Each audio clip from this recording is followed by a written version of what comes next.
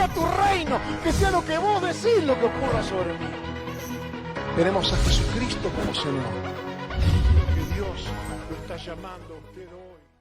Yo les pido, si ustedes tienen una Biblia por ahí y tienen un lápiz o algo para marcar o para anotar, porque hoy vamos a tratar de estudiar acerca de la venida del Señor.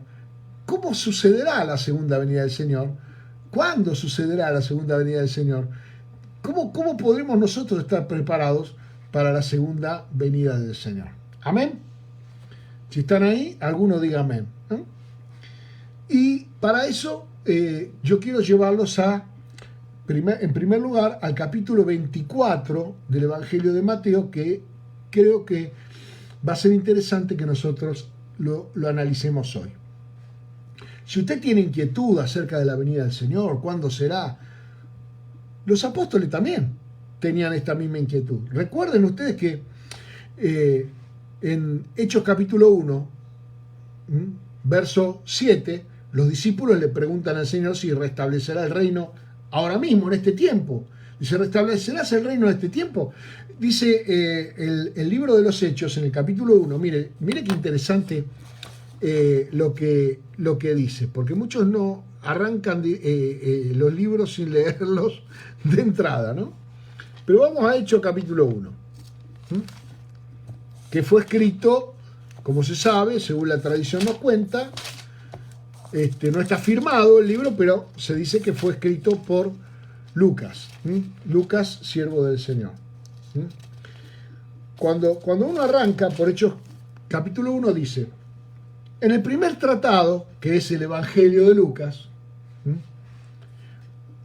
o Teófilo, que Teófilo es Dios y filo significa amante, o sea, amante de Dios. Puede ser que Lucas esté utilizando un nombre propio de una persona que se llamaba Teófilo, como de hecho hoy hay muchas personas que se llaman Teófilo, o Teófilo significa simplemente una persona que ama a Dios, Teófilos, así como filosofía, el que ama el conocimiento, arterofilia, el que ama levantar pesas, filatelia, el que ama las estampillas, ¿entiendes? Filos, el amor fileo es la estimación. Entonces Teófilo viene a ser alguien que ama a Dios. Dice, en el primer tratado hablé acerca de todas las cosas que Jesús comenzó a hacer y enseñar. Ese es el Evangelio de Lucas. Hasta el día en que fue recibido arriba, después de haber dado mandamientos por el Espíritu Santo a los apóstoles que había escogido. Después de haberle dado mandamientos por el Espíritu Santo, que fue derramado, que fue una primera apertura al entendimiento cuando él sopló y recibieron el Espíritu, y dice en el Evangelio de Lucas, les abrió el entendimiento para que comprendan las Escrituras, o sea, le dio una porción del Espíritu en ese momento, a quienes también, después de haber padecido, se presentó vivo, con muchas pruebas indubitables, apareciéndoles durante 40 días y hablándoles acerca del reino de Dios. Hay 40 días de enseñanza que no figuran en ninguno de los evangelios.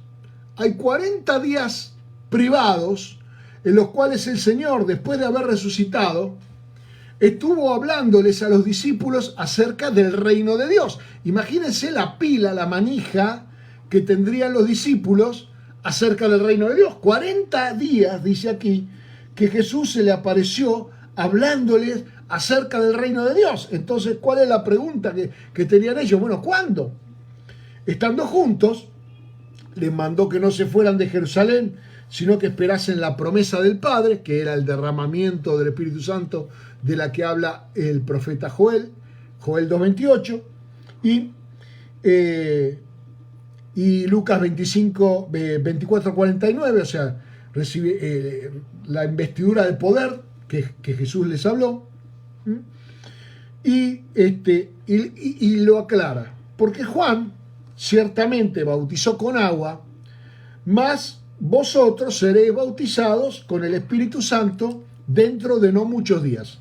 ¿Cuál era la promesa del Padre? El bautismo del Espíritu Santo.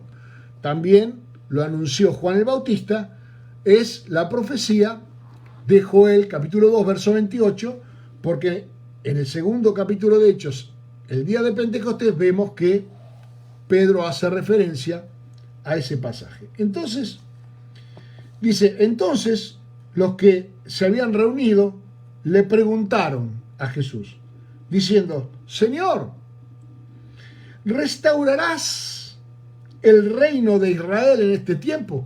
40 días hablándole del reino, 40 días enseñándole del reino, y lo único que le faltaba a Jesús decirle era ¿cuándo? O sea, durante 40 días ellos estuvieron aprendiendo todo lo referente al reino de Dios. Pero había algo que Jesús nunca les había dicho, que es ¿cuándo? Y es todo lo que los discípulos de Jesucristo querían saber. ¿Cuándo, Señor? ¿Cuándo será esto? Entonces le preguntan, ¿restaurarás el reino a Israel en este tiempo? Y ahí Jesús les dice, a ustedes no les toca a vosotros saber los tiempos o las sazones, las estaciones. En inglés la Biblia dice seasons, que son estaciones. Las sazones que el Padre puso en su sola potestad. Esto es algo completamente restringido a la voluntad del Padre.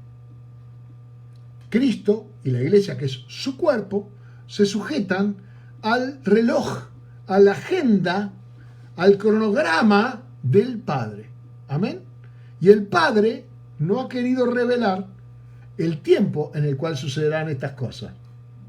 ¿Me entiende por ahí? Pues si algún papanata anda diciendo por ahí que es ahora, que es ya, lo único que hace es cumplir con lo que Jesús dijo en el capítulo 24 de Mateo. Macanea. Nadie sabe cuándo, pero bueno, es solo una cuestión del Padre. Entonces, no les toca a vosotros saber los tiempos. Y a ustedes tampoco, ni a mí tampoco nos toca saber los tiempos, ni las sazones que el Padre puso en su sola potestad. En su sola potestad. Única potestad para definir los tiempos de la venida del Señor la tiene el Padre, no ha delegado en nadie, no la ha delegado a Cristo tampoco, porque si nosotros somos su cuerpo y Él es la cabeza, Él entonces podría darnos a nosotros ese conocimiento, pero el Padre ha restringido esto para que sea solamente su potestad, pero recibiréis poder cuando haya venido sobre vosotros el Espíritu Santo y me seréis testigos. Esto es profético. Acá no está sugiriendo el Señor, acá está diciendo lo que ocurrirá. Me seréis testigos en Jerusalén, en toda Judea, en Samaria y hasta lo último de la tierra. Por eso en el libro de los Hechos, cuando nosotros leemos el libro de los Hechos, vemos que hay una primera parte de acontecimientos que ocurren en Jerusalén, luego en Judea, luego a partir del capítulo 8, ya estamos en Samaria, donde se predica el Evangelio por medio de Felipe, y luego van Pedro y Juan. Luego en el capítulo 9 la conversión de Pablo. Y como Pablo es la puerta de entrada para la predicación del Evangelio a gentiles, en el capítulo 10 es el apóstol Pedro el que predica por primera vez a los gentiles. Y a partir del capítulo 11 y 12 se cruzan las historias, donde se le delega a Bernabé la comisión de ir a ministrar una iglesia gentil que aparece en Antioquía, y mientras tanto Pedro es metido es asesinado Jacobo y Pedro es metido preso. Bueno, cuenta esa historia, cómo Pedro es liberado por los ángeles para dar un énfasis sobrenatural en el poder que había en el ministerio de Pedro. Inmediatamente en el capítulo 13 ya comienza la historia de la iglesia gentil. Ya dejamos de ver, salvo en el concilio de Jerusalén, lo que pasa en Jerusalén, salvo los acontecimientos que están relacionados con Pablo. Entonces también podemos decir que el libro de los Hechos se divide en los hechos de Pedro y los hechos de Pablo, pero básicamente son los hechos del Espíritu Santo. Ahora, ¿cuándo será la venida del Señor? ¿Cuándo será la venida del Señor? Los discípulos se lo habían preguntado después de haber recibido 40 días de instrucciones acerca del reino, pero también se lo habían preguntado antes. Entonces vamos al capítulo 24 de Mateo para ver cómo se lo habían preguntado antes, porque en la pregunta que le hacen los discípulos está la clave de entender la respuesta. La mayor parte de los que enseñan cometen el error de leer la respuesta de Jesús sin leer la pregunta que le hicieron. Entonces, como no saben qué es lo que Jesús está respondiendo, no saben de qué es de lo que Jesús está hablando. Y empiezan a interpretar a partir de la respuesta. Imagínense usted esto. Usted escucha la respuesta, o sea, hay una persona que está hablando por teléfono, ¿sí? Y usted escucha lo que esa persona contesta y trata de interpretar con la respuesta cuál fue la pregunta. Se va a equivocar. Se va a equivocar. Parece un diálogo de locos. Me contaban un chiste cuando era chico, que un loco sube a un colectivo y le pregunta a otro loco ¿qué hora es? Y el loco que está arriba del colectivo saca un termómetro y le dice jueves. Y el otro le dice, me pasé 2 cuadras, y se baja.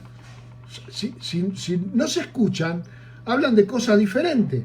Entonces, primero leamos la pregunta y luego veamos la respuesta para que entendamos claramente de qué habló el Señor. Entonces, en el capítulo 24, y en el contexto, leamos el contexto también, Jesús salió del templo, dice, capítulo 24, y se iba, y se acercaron sus discípulos para mostrarles los edificios del templo.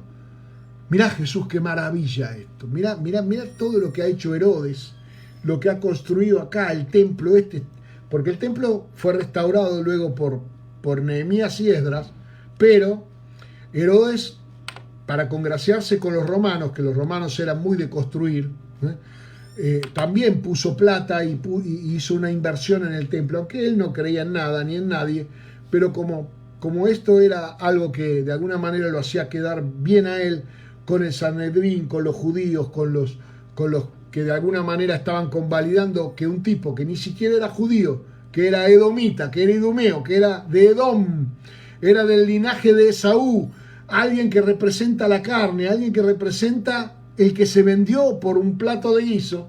Ese era el gobernador en ese tiempo, el rey en ese tiempo. Entonces, carnalmente, algún día también háganme acordar que les hable acerca del espíritu de Herodes, porque todo en Herodes configura todo un carácter de un liderazgo que no funciona bajo el espíritu de Dios, sino bajo la carne. O sea, si alguien quiere ver cómo funciona un liderazgo carnal al extremo, tiene que estudiar a las dinastías de los Herodes, a Herodes el Grande, a Herodes Antipas, a todos los Herodes. Entonces, Jesús le muestra los edificios del templo y Jesús le dice, les respondió y les dijo, ¿veis todo esto? De cierto os digo que no quedará aquí piedra sobre piedra que no sea derribada. Jesús está hablando del templo y los edificios de Jerusalén que serán destruidos. Eso ocurrió en el año 70 después de Cristo, cuando Tito, general que luego fue emperador, ingresa a Jerusalén y profana el templo, ingresa en el templo de Jerusalén con todos los estandartes idolátricos de los romanos, y como el techo del templo era de madera y el templo era de piedra, revestido de oro por dentro, cuando incendia en el ataque a Jerusalén, se incendia el techo del templo que era de madera, se prende fuego y el techo del templo se cae, se desploma, incendiado adentro de un templo, de una caja cuadrada de piedra, y entonces el oro que revestía las paredes empieza a escurrirse, a derretirse y a escurrirse y a meterse entre las piedras que construían el templo, por lo cual los romanos se tomaron el tiempo de sacar una por una cada una de las piedras del templo Por eso hoy queda solamente un muro, el muro de los lamentos, que es totalmente externo al templo, no formaba parte de el santo ni el santísimo, era un muro externo que no estaba revestido por oro. El que estaba revestido por oro era el lugar santo, el lugar santísimo. Y entonces, rascando las piedras para sacarle el oro, destruyeron, desarmaron completamente el templo y no quedó piedra sobre piedra. O sea que ellos le están preguntando a Jesús cuándo será que no quedará piedra sobre piedra en el templo, y yo se lo contesto a usted. Eso fue en el año 70 después de Cristo. Lea la historia, puede leerla, si quiere leer la historia que cuenta Flavio Josefo, pero es muy intencional porque Flavio Josefo fue un judío colaboracionista de los romanos. De hecho, Flavio Josefo le dijo al general Tito, como si fuera un profeta, que él iba a ser el emperador. Y entonces cuando por supuesto era odiado por el resto de los judíos por haberle dicho eso. Y cuando es llevado, digamos, cuando Tito se convierte en emperador, lo manda a llamar a Flavio Josefo y le da un lugar de privilegio dentro de sus historiadores. Y él escribe la guerra de los judíos y las antigüedades de los judíos, pero tiene una perspectiva romanista, o sea que ni siquiera es algo agradable para que lo lean los judíos.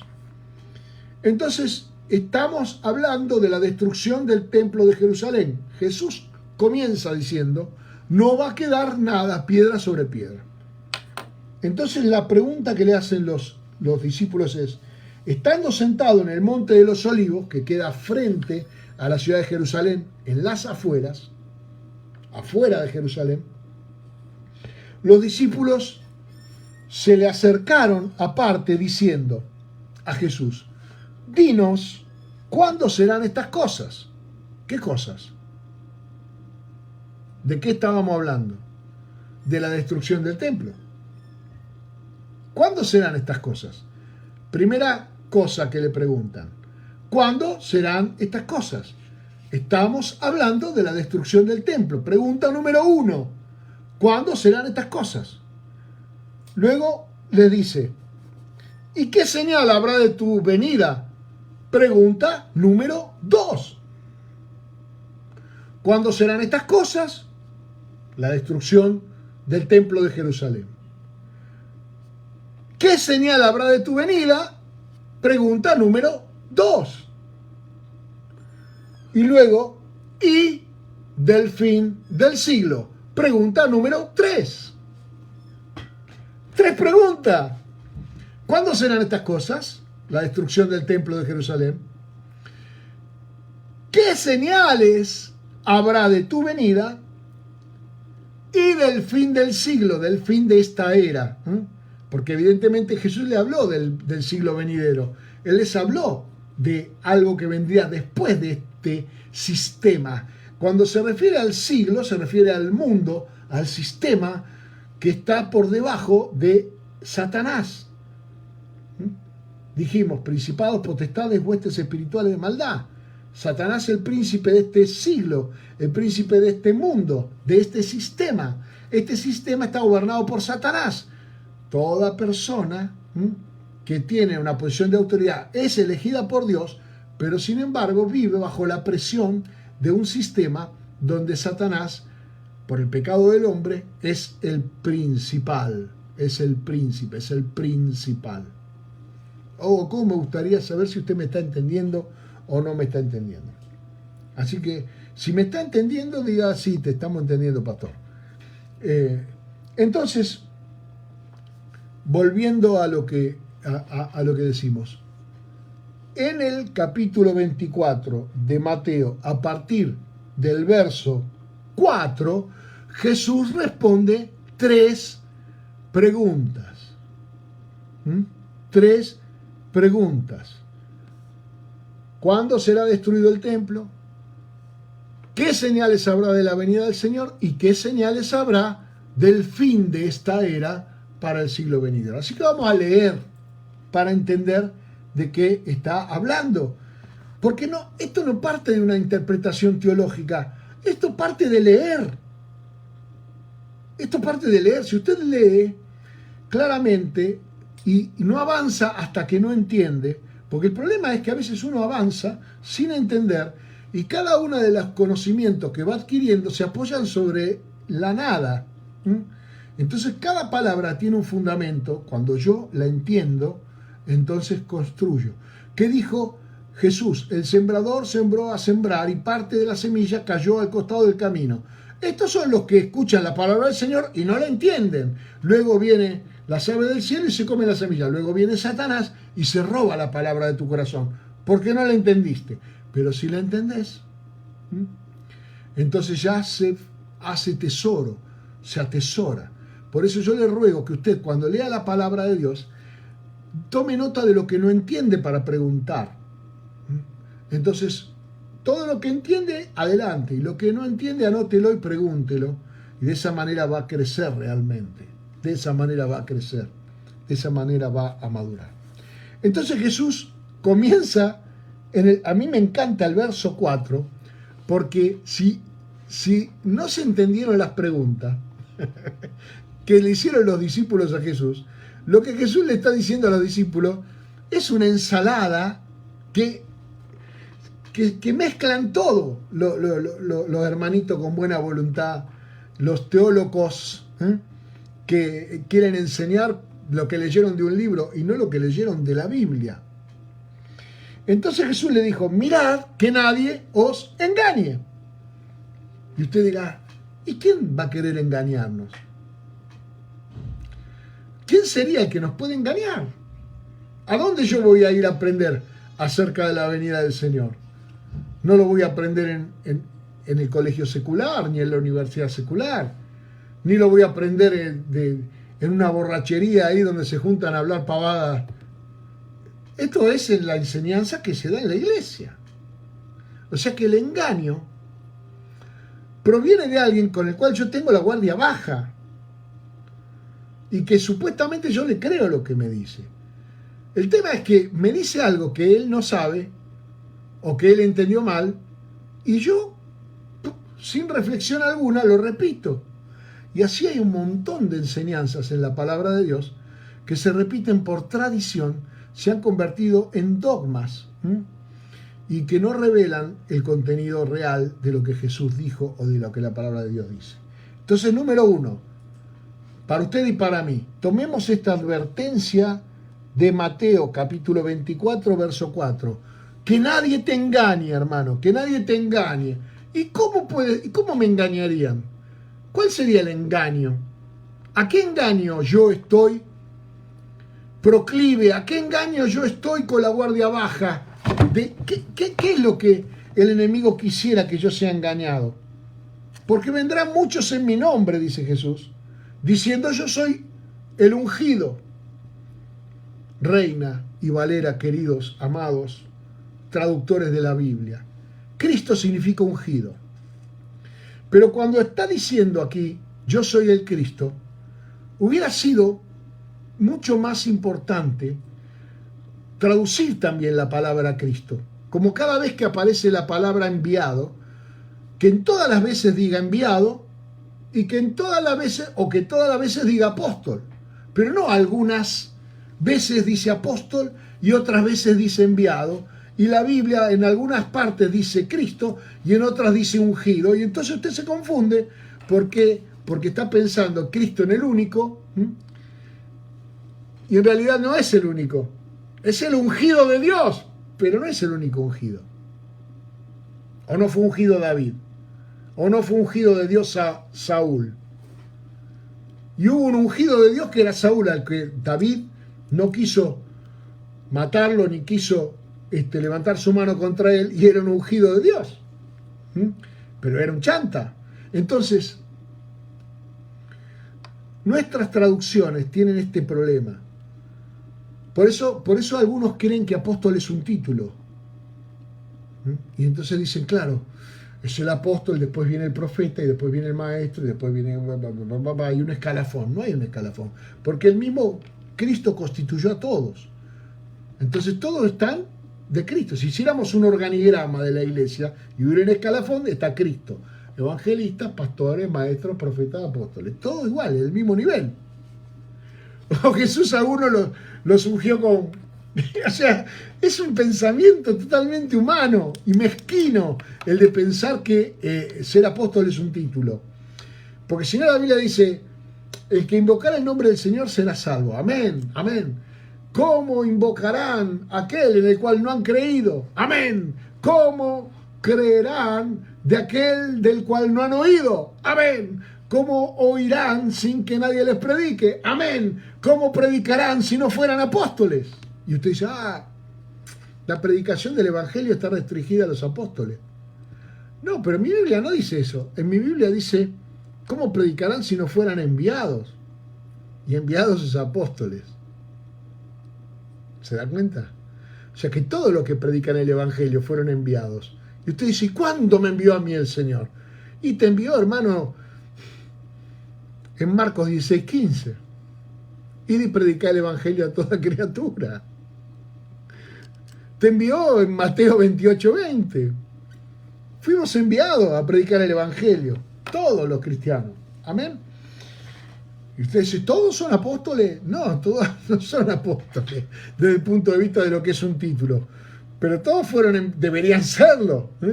¿Están todos yendo a predicar? Todos. Bueno, no me quiero ir de tema. Entonces dice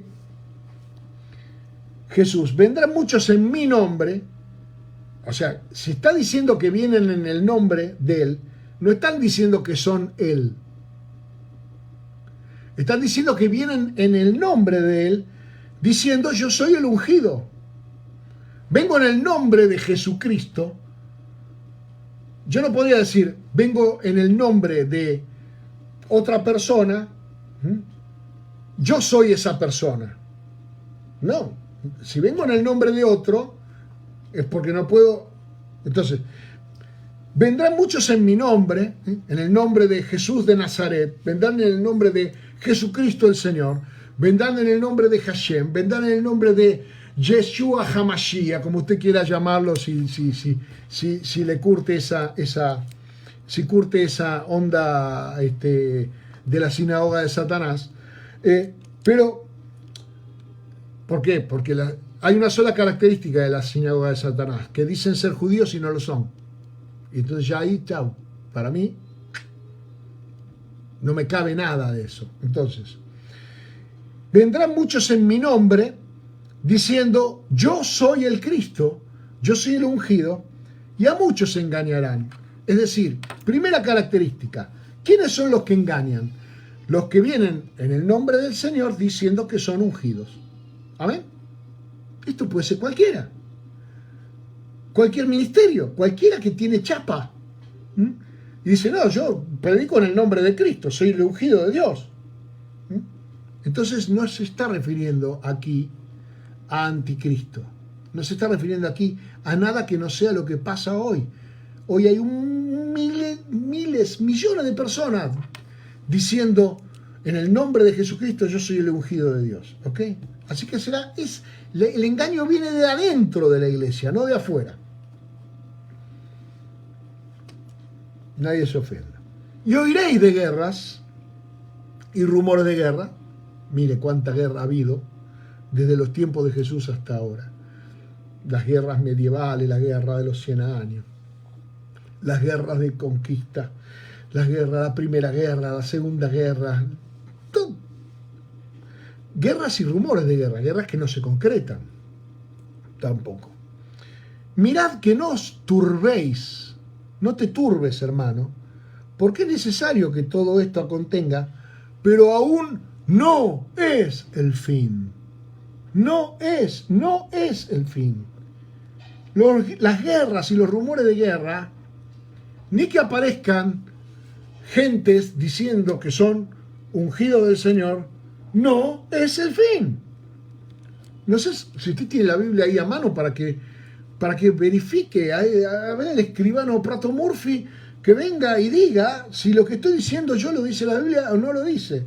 No es el fin, porque se levantará nación contra nación y reino contra reino, y habrá pestes y hambres y terremotos en diferentes lugares, pero no es el fin.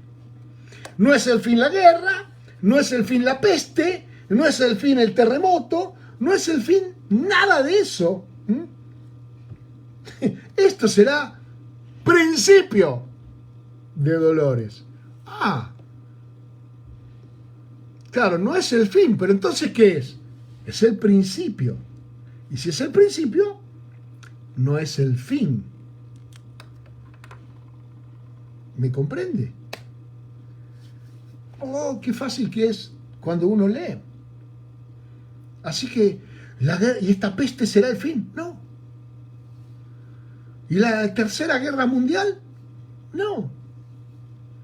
¿Y si explota la bomba en Hiroshima? No fue.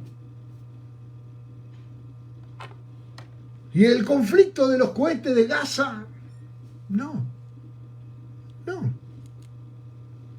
Esto es el principio de dolores. Y ahora vamos a la pregunta que Jesús está específicamente acerca de la caída, la destrucción del templo de Jerusalén. En mi Biblia, por ejemplo, en el verso 9, el teólogo se tomó el trabajito de hacerle una sangría al 9. Lo corrió para adentro, como diciendo, me parece que acá ya está hablando de otra cosa. Me parece que acá está. Jesús empezó contestando la última pregunta de las 3. El fin del siglo. Desde el verso 4 hasta el verso 8. Jesús habló del fin del siglo. Amén. Y a partir del verso 9 le está diciendo a ellos, pero ojo, porque entonces a ustedes los entregarán a tribulación y los matarán. Es decir, esto va a pasar antes de todo esto que estoy contando. Antes de todo esto, ustedes no se preocupen, porque ustedes se tienen que preocupar por esto otro, por lo que yo les voy a contar a partir del verso 9. Los entregarán a tribulación y los matarán, y seréis aborrecidos de todas las gentes por causa de mi nombre.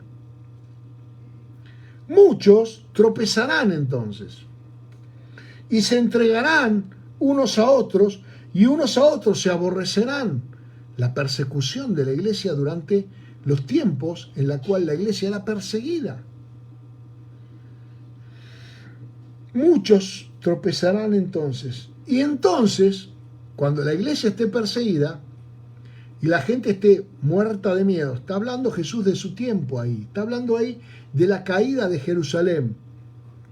Muchos falsos profetas se levantarán y engañarán a muchos, porque en la necesidad la gente quiere escuchar una palabra de esperanza.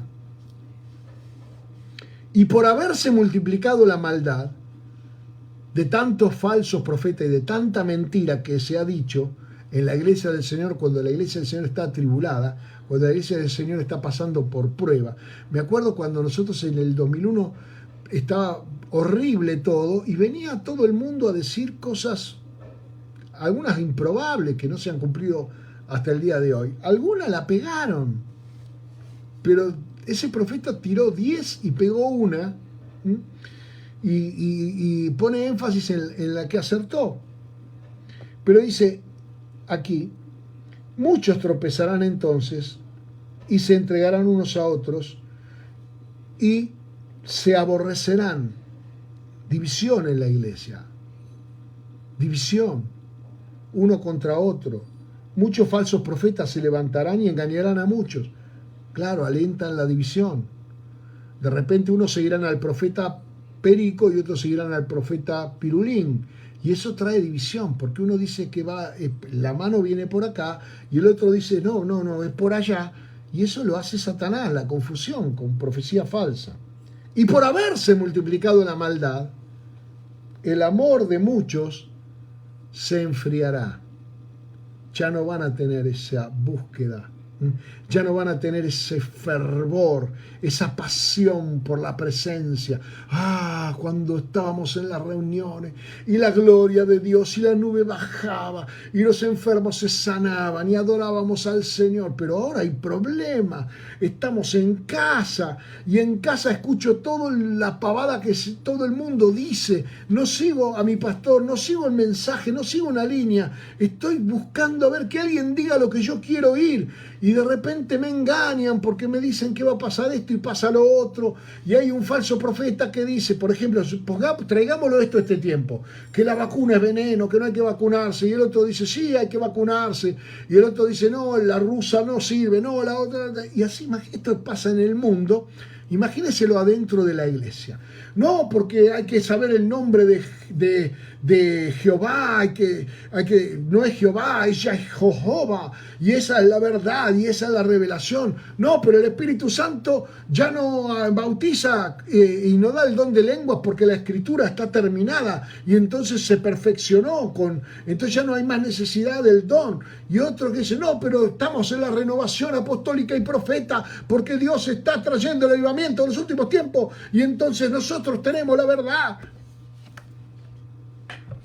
Cada uno tironeando a la gente. De repente el cristiano se siente como Tupac Amaru, estirado doctrinalmente porque no tiene conocimiento de la palabra y perece por falta de conocimiento. Y entonces me congrego con el grupo y qué sé yo, a mí me gusta mucho la pachanga, entonces me voy a congregar en la iglesia de los santos pachangueros de los últimos días y hay pachanga. Y a mí me gusta, a mí lo que me gusta mucho es comer asado, y entonces me congrego en la iglesia parrillera de los chorizos de los últimos días. Cada uno buscando su conveniencia. Y esto me gusta porque esto hablan en hebreo, y es Jehová, y es Yahshua, y es Hashem, y es Adonai, y es esto y el otro, y eso no cambia la vida a nadie. Hay fruto, hay fruto. ¿Se convierten de verdad las personas o se hacen socias de un club social que es más barato que ir a otro espectáculo dominguero? Entonces muchos tropezarán y se enfriarán. Se enfriarán. Mas el que persevere hasta el fin, este será salvo. Será predicado el evangelio del reino en todo el mundo después de esto, después de la tribulación de la iglesia de Jerusalén, Judea. Entonces, Samaria y hasta lo último de la tierra. Se dispersarán, saldrán disparados los apóstoles de Jerusalén y Judea por la persecución. Y entonces el mundo escuchará el mensaje del evangelio, si no se hubieran quedado toda la vida en Jerusalén. Será predicado el evangelio del reino en todo el mundo para testimonio a todas las naciones. Y acá está clarísimo, las naciones son los goim, son los gentiles. ¿Cómo puede ser que casi 14 años después de que Jesucristo le ministró esta palabra, nunca le habían predicado a un gentil? Si no es que Cornelio lo manda a buscar a Pedro. Y acá está diciendo, será predicado a todas las naciones, a todos los gentiles. Las naciones son los gentiles. Las naciones no son los países. Las naciones son los etnos, son los que salieron de los hijos de Noé, las 70 naciones que se esparcieron después de Babel, pero primeramente su origen fueron los hijos de Noé. Sem, Cam y Jafet se convirtieron en 70, razón por la cual también el Señor en su comisión primero mandó 12 y luego mandó 70, señal de que el evangelio iba a ser predicado primero a las 12 tribus de Israel y luego a las 70 naciones de la tierra. Que tiene oídos, oiga. Ahora, dice, cuando veáis en el lugar a ustedes, Porque te estoy hablando de gente que podía verlo, pues si no, ¿para qué se lo voy a decir a alguien que no lo va a ver?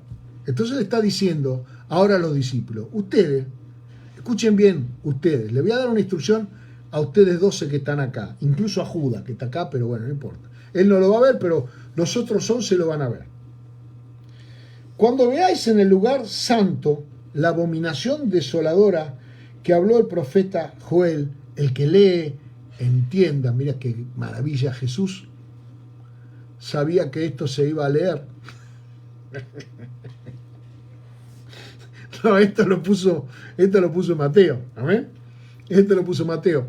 Y Mateo está haciendo una advertencia al que leyó el libro del profeta Daniel acerca de la abominación desoladora, que es cuando entraron los romanos al templo con todos los estandartes idolátricos y desolaron Jerusalén, la desolaron, la convirtieron en un desierto, la convirtieron en un lugar totalmente inhabitable. Entonces le dice, ¿a quién? A los judíos, a ellos. Los que estén en Judea, huyan a los montes, rajen, porque esto va a pasar ahora. Va a pasar en el año 70. Ellos estaban en el año 33. Esto va a pasar dentro de los próximos 40 años. 40 años es una generación. 40 años es una generación. Estoy hablando de algo que va a pasar en esta generación. ¿Por qué? 70 menos 33 es 37. Así que antes de que esta generación se cumpla, va a pasar esto. La destrucción de Jerusalén y del templo, de la que ustedes me preguntaron. Por tanto, cuando vean en el lugar santo, para eso tiene que haber un lugar santo, para eso tiene que haber un templo. Hoy está el templo, hoy no está el templo. Entonces, ¿cuándo fue esto? Esto fue cuando el templo estaba. Dice, cuando veáis la abominación desoladora de la que habló el profeta Joel, entonces los que están en Judea, huyan a los montes. ¿Se aplica esta palabra a nosotros? ¿Estamos en Judea? ¿Usted está en Judea? Gloria a Dios si alguien me está escuchando desde Judea en este momento. Pero nosotros estamos, algunos están en Monte Castro, otros están en otro lugar de la capital de Buenos Aires. Yo estoy en Bransen. Incluso acá en Bransen no hay ningún monte. ¿A dónde me tengo que ir a huir? ¿A Sierra la Ventana? ¿A dónde voy? ¿Se da cuenta que esto está hablando para los judíos? Dice, el que esté en la azotea, no descienda a tomar algo de la casa, es decir, tírese del techo, rájese inmediatamente. El que está en el campo, no vuelva atrás para tomar su capa. No, mire, hermano, no vuelva para atrás porque este era implacable. Este Tito destruía todo, mataba todo. Fue un general terrible, llegó a ser emperador. Entonces está diciendo más, ¡ay!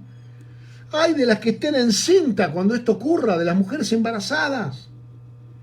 Porque huir una mujer embarazada es algo terrible. Y de los que críen, los que anden con un bebé y el bebé haya que amamantarlo y haya que hacerlo callar para que no llore. Está hablando de esto, hermano. Dice, orad para que vuestra huida no sea en invierno, porque obviamente en invierno correr a la intemperie, y no llevar la ropa y no buscar la capa y no tener abrigo y nada, es absolutamente destructivo. Y que no sea en un día de reposo, porque el día de reposo no se puede correr. ¿Y quiénes guardan el día de reposo? ¿Los gentiles? No, los judíos. Así que ¿de qué está hablando entre el verso 9, ¿sí?, hasta el verso 20 y 21? Y 21 está hablando de la destrucción del templo de Jerusalén. Entonces, y está hablando del templo, no está hablando de la gran tribulación del mundo, está hablando de la gran tribulación que ellos vivieron en ese tiempo. Esas son las confusiones que tenemos cuando dice apóstol, cuando dice enviado, cuando dice Cristo, cuando dice ungido, y cuando dice gran tribulación creemos que hay una sola. Y no hay una sola, hubo una en ese tiempo cuando entró el general Tito a destruir la ciudad de Jerusalén y el templo. Oh, cómo me gustaría saber si usted me está entendiendo. Dice, porque habrá entonces una gran tribulación, cual no ha habido desde el principio del mundo hasta ahora, ni la habrá. Es decir, que no habrá después de esta una tribulación como esta, como la que vivieron ellos. Y usted dice, ¿cómo? Y el holocausto, cuando Hitler mandó matar a 6 millones de judíos, no está hablando de esto. Quiere decir que esto fue peor que eso. Esto fue peor que eso. Es un pueblo que ha sufrido mucho por rechazar al Mesías. Ha sufrido mucho por rechazar a su Salvador. Porque cuando alguien rechaza la salvación, abraza la perdición. Cuando alguien rechaza la justicia, abraza la condenación. Nadie se va al infierno si no quiere. Pero aquel que rechace la salvación va al infierno porque quiere. Entonces, si aquellos días no fueran acortados, está diciendo aquí Jesús, nadie, no se salvaría ni un judío. Ni un judío se salvaría de la invasión que hizo en Judea Tito. Pero a causa de que había ya creyentes de Jesucristo, a causa de que ya entre los judíos del año 70 después de Cristo había una iglesia del Señor que se reunía a pesar de la persecución, esos días serán acortados. Es decir, el Señor acotó el juicio que vino sobre la ciudad de Jerusalén, que apedrea a los profetas y a los que les son enviados, lo que el Señor quiso juntar como la gallina bajo sus alas, y ellos no quisieron. No me verás hasta que no digas, hasta que no salga de tu boca, bendito el que viene en el nombre del Señor.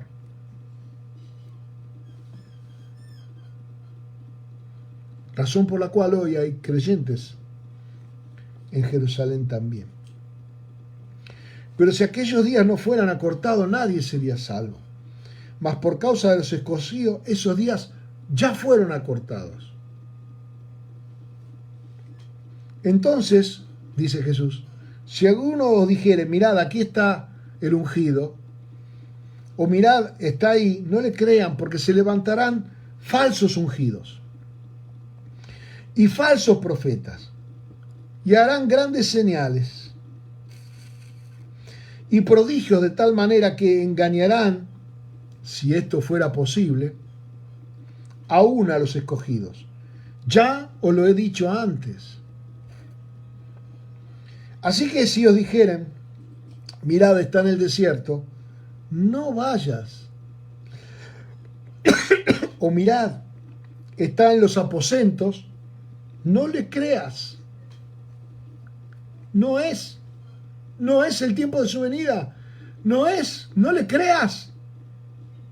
No, de hecho no vino cuando eso ocurrió. Porque como el relámpago, y ahora sí, ¿cómo será la venida del Señor y el fin del siglo? Como un relámpago que sale del oriente y se muestra hasta el occidente, así también la venida del Hijo del Hombre. Y el Hijo del Hombre vendrá. Es Jesucristo. Acá, para que quede claro, no está hablando de ungido. Mire que diga, así vendrá el Cristo, así vendrá el ungido. No. Él dice el Hijo del Hombre, para que tengas claro que ahora sí está hablando de él. Él es el Hijo del Hombre y es el Hijo de Dios. Es el único que puede tener los dos títulos. Y a partir de él, nosotros también somos hijos de hombre, pero porque lo hemos recibido y porque hemos creído en su nombre, también fuimos llamados hijos de Dios. Bien. ¿Y qué va a pasar cuando el Cristo venga? Donde que estuviera el cuerpo muerto, ahí se juntarán las águilas. Es decir, la venida del Hijo del Hombre hará que nosotros nos juntemos, como cuando está usando una figura retórica, como cuando hay un cadáver en el desierto, ¿sí? Vos no lo ves al cadáver, pero vos ves revoloteando las águilas, vos ves revoloteando los caranchos, ves revoloteando las aves de rapiña y decís, ah, es ahí. Ahí hay un cuerpo muerto. No lo vi, no lo olí, no lo toqué, pero me dan testimonio las aves de que ahí está. ¿A qué cree que se está refiriendo eso? Se está refiriendo a los que damos testimonio de dónde Él está. La iglesia del Señor marca el testimonio, no de un cuerpo muerto, no, hermano, no, de un cuerpo vivo, que somos la iglesia del Señor Jesucristo, los que tenemos alas como las águilas, alas del Espíritu Santo, y que podemos nosotros mantenernos en las alturas, señalando que Cristo viene. E inmediatamente, dice, está hablando ahora de la tribulación de aquellos días. Ahora sí, nos vamos al final de los tiempos. La primera tribulación es la que está hablando acerca de Jerusalén. Y ahora está hablando de la segunda venida, la venida del Hijo del Hombre. Dos tribulaciones. La primera, una gran tribulación que no ha habido nunca en Israel y ni habrá después, terrible. Y ahora está hablando de la venida del Hijo del Hombre. De hecho, en mi Biblia dice la venida del Hijo del Hombre. Le puso título el amigo teólogo que hizo esto. Inmediatamente después de la tribulación de aquellos días, el sol se oscurecerá, la luna no dará su resplandor. Es decir, algo pasará a nivel celestial. Algo pasará en los cielos que oscurecerá el resplandor del sol y de la luna. Será una explosión, será... ¿qué? No sabemos qué. Pero algo pasará. A partir de acá estamos hablando de la venida del Hijo del Hombre, una tribulación que habrá en la tierra y algo que ocurrirá en los cielos. Y dice, las estrellas caerán del cielo y las potencias de los cielos serán conmovidas. Aquí está hablando de algo espiritual. Está hablando de algo espiritual, de algo que ocurre en los lugares celestiales. Oh, cómo caíste del cielo, lucero de la mañana. Ah, pero el lucero es un tipo de estrella que cayó del cielo. Yo he visto a Satanás caer del cielo como un rayo, dijo Jesús. Acá está hablando de algo de carácter espiritual, algo que vendrá muy fuerte sobre la tierra antes la venida del Hijo del Hombre, o en este caso podría ser después de la venida del Hijo del Hombre. Porque él dice, porque como el relámpago que sale del oriente y se muestra al occidente, así será también la venida del Hijo del Hombre. ¿Sí? Verso 28, el arrebatamiento, porque donde quiera que estuviera el cuerpo muerto, ahí se juntarán las águilas. ¿Y luego qué pasa aquí en la tierra? Inmediatamente, después de la tribulación de esos días, el sol se oscurecerá y la luna no dará su resplandor. ¡Ah, pero las águilas ya volaron! Y las estrellas caerán del cielo, los demonios, no habrá quien los contenga. Se establecerán en la tierra y las potencias, las potestades de los cielos serán conmovidas. No hay iglesia intercediendo. Entonces aparecerá, estamos hablando del mismo tiempo, la señal del Hijo del Hombre en el cielo, y entonces lamentarán todas las tribus de la tierra y verán al Hijo del Hombre viniendo sobre las nubes del cielo con gran poder, con poder y gran gloria. Luego de la tribulación, con una tierra conmovida, los hombres de la tierra sufriendo que las potestades y los demonios están aquí en la tierra como nunca antes, sin contención alguna, sin guerra espiritual alguna, sin oración alguna, sin ungidos, sin personas llenas del Espíritu Santo orando. Entonces ahí volvemos con el Señor. Los que fuimos arrebatados con Él, volvemos con el Señor. Enviará sus ángeles con gran voz y trompeta y juntarán a sus escogidos de los cuatro vientos desde un extremo del cielo hasta el otro.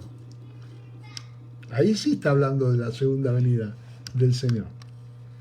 De la higuera, ahora vuelve a hablarle de la señal de lo que ocurrirá cuando Jerusalén sea destruida. De la higuera aprender la parábola. Es decir, la higuera representa Israel. Israel es el reloj de Dios. Israel es el que marca. Es la higuera que Jesús maldijo porque no daba fruto. Porque era solamente hojas. Recuerde esa enseñanza acerca de la falta de fe. Entonces le dice, de la higuera aprended la palabra. Cuando ya su rama está tierna y brotan las hojas, sabéis que el verano está cerca. Así también vosotros, cuando veáis todas estas cosas, conoced que está cerca a las puertas. La destrucción del templo está hablando. De cierto os digo que no pasará esta generación, y no pasó, hasta que todo esto acontezca. Y luego, más amplio, dice, el cielo y la tierra pasarán, más amplio, pero mis palabras no pasarán. ¿Ven? Qué maravilla. Y luego dice, por las dudas, si a usted no le queda claro, pero del día y la hora nadie sabe, ni aun los ángeles de los cielos, sino solo mi Padre. Mas como en los días de Noé, esté atento, es decir, cuando la gente estaba en otra y empezó a llover, y ocurrió algo que nunca había ocurrido, porque nunca había llovido, como en los días de Noé, así será la venida del Hijo del Hombre, sin ninguna advertencia más que la predica de Noé. Nosotros estamos predicando la venida del Señor Jesucristo y estamos en el arca, que es la iglesia, preparándonos para cuando el juicio venga.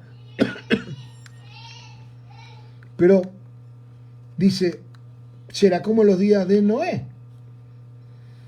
Así será la venida del Hijo del Hombre, sin ninguna clase de advertencia.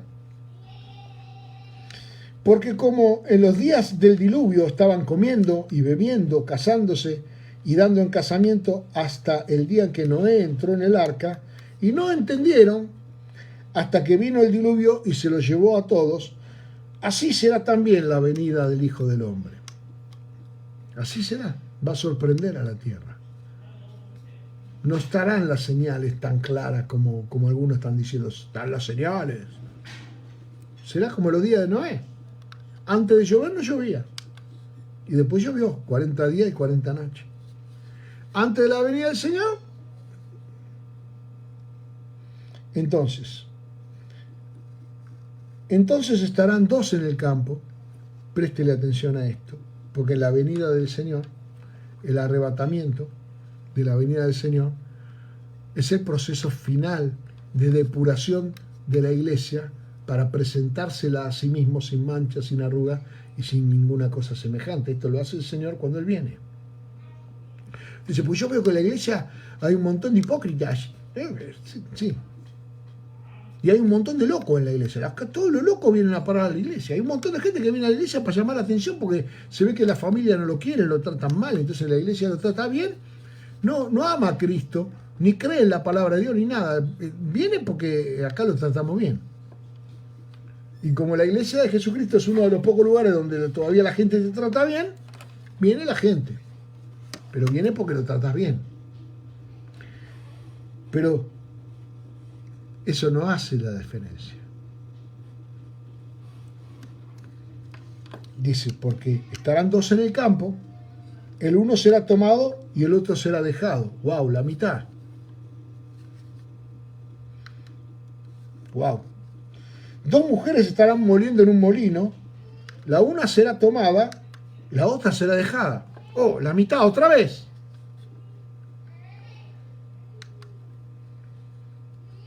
Velad, porque no sabéis a qué hora ha de venir el Señor. Esté atento, porque usted no sabe, ni yo, ni nadie, a qué hora va a venir el Señor. Pero sabed esto, que si el padre de familia supiese a qué hora el ladrón habría de venir, velaría y no dejaría minar su casa. Si yo te dijera, Cristo viene la semana que viene, el martes a las 3 de la tarde, vos te arrepentís el martes a las 3 menos cuarto. Y haces cualquiera hasta el martes a las 3 menos cuarto, y después te arrodillás y dices, Señor, me entregó, toda mi vida te entrego, te quedan 15 minutos de vida. No es así. Tenés que prepararte ahora sin saber cuándo vendrá el Señor. Sin saber cuándo vendrá el Señor. Por amor al Señor. Sabed esto, que si el padre de familia supiese a qué hora el ladrón habría de venir, velaría y no dejaría minar su casa. Por tanto, también vosotros estad preparados, porque el Hijo del Hombre vendrá a la hora que no pensáis. ¿Quién es? Y acá viene la pregunta, hermano que me estás escuchando. ¿Quién es de ustedes y de mí? Me hago cargo. El siervo fiel y prudente, el cual puso el Señor sobre su casa, para que les dé su alimento a tiempo. ¿Cuál es el alimento de la casa del Señor? La palabra. La palabra de Dios. Hay una hora en la casa que es la hora de comer. Los inmaduros, los chicos, son capaces de jugar todo el día sin comer. Pero cuando hay una mamá que ama, le dice al nene, apaga la tele, apaga el telefonito, apaga la tablet y sentate que ahora es la hora de comer. Pues yo quería seguir jugando. Es la hora de comer. Yo como pastor también, hermano. Hay muchas cosas, pero ahora es la hora de comer. Y el único alimento espiritual que usted tiene para comer es la palabra de Dios. ¿Quién será, pues, el siervo fiel y prudente? El que le da la comida, el que predica la palabra de Dios, no el que entretiene. Para eso usted mire la tele si quiere entretenerse. Pero hay algo que la tele no tiene, que es lo que usted tiene cuando le es ministrada la palabra de Dios. Bienaventurado aquel siervo, el cual cuando el Señor venga lo halle haciendo así. Diga usted y diga yo también, Señor, yo quiero que me encuentres ministrando tu palabra. Cuando vengas yo esté ministrando tu palabra, anunciando tu palabra. De cierto os digo que sobre todos sus bienes le pondrá. Hay autoridad y administración para el fiel, para el que guarda la palabra de Dios. Pero si aquel siervo malo dijera en su corazón, mi Señor tarda en venir, y entonces como el Señor tarda y como hay más días, y comenzare a golpear a sus consiervos, es decir, hacer daño, hablando mal, criticando, ociosamente, sin concentrarse en la palabra de Dios, sino en hacer daño, y comenzar a comer, a beber con los borrachos, comer, a beber, charla de borracho, asadito. Entonces vendrá el Señor de aquel siervo el día y la hora que no sabe, y lo castigará duramente y pondrá su parte con los hipócritas. Allí será el lloro y el crujir de dientes. ¿Por qué pongo tanto énfasis en que ministremos palabra de Dios y que no nos juntemos para lo malo, sino para lo bueno, como dice 1 Corintios capítulo 11. Yo no los alabo, hermanos, porque se juntan para lo malo, se juntan para comer, se juntan para beber, se juntan para hacer chistes groseros, se juntan para perder el tiempo y no se juntan para lo bueno. 1 Corintios 11. Léalo. Es importante que cuando nos juntemos con el propósito de ser ministrado por el Espíritu de Dios. Es importante que nos preparemos porque la venida del Señor será a la hora que no pensamos.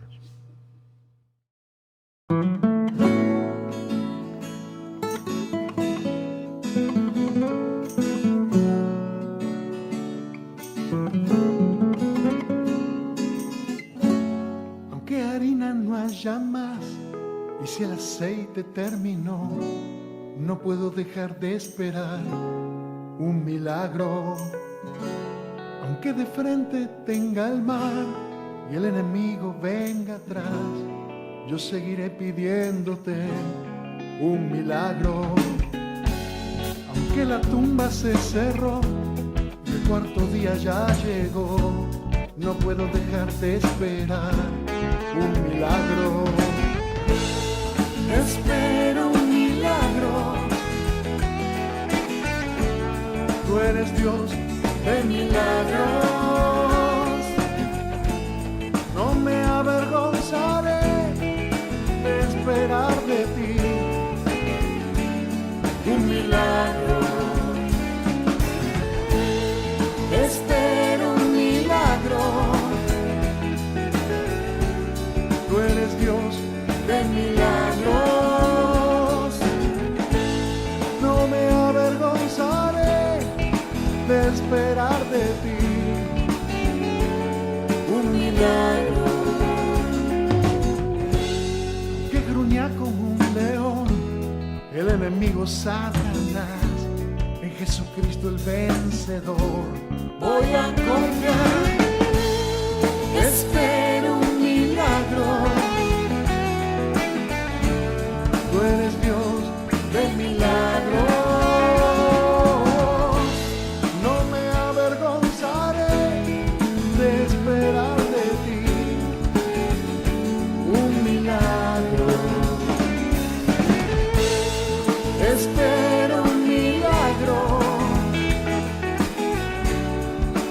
Dios de milagros, no me avergonzaré de esperar de ti un milagro.